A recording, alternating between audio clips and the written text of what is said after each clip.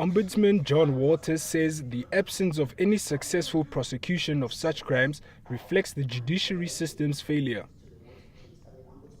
He says a study conducted 3 years ago recorded roughly 10,000 complaints of such crimes lodged but with little or no successful prosecution.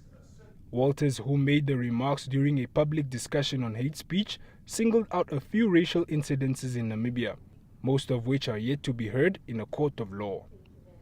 Why I said in my report, if you will read it, that the justice system discourages us and failed us to file criminal charges on racism or racial discrimination or hate speech.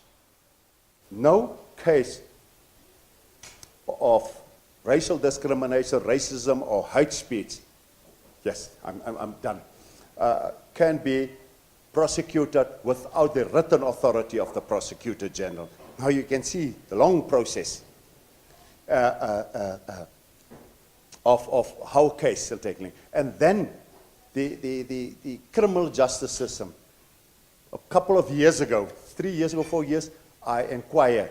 Then there were more than 10,000 criminal cases on the lower court's roll. How do you think, how long will it take your case of discrimination, of racism in the lower courts? In this regard, he proposed the establishment of a special tribunal comprising legal experts to which victims can lodge complaints and seek speedy recourse.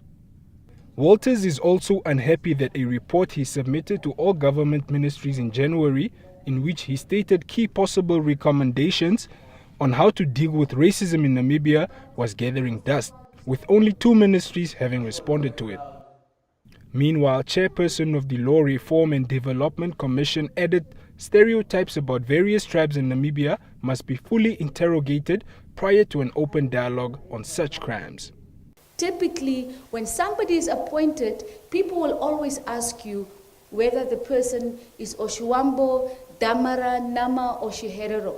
The language that we use to interact with each other is still that, because we haven't had the chance to deconstruct our minds. Deputy Chairperson of the Pan-African Center of Namibia, MAUREEN HINDA, wants to see the inclusion of mother tongue instruction in schools to better integrate society. I want us to realize that government is made of us, by civil society. And the agenda needs to be driven by the citizenry. And we must put the agendas on the table. It's only when we engage politicians that they would understand what are the issues that burdens us as ordinary citizens. So I like the bottom-up approach.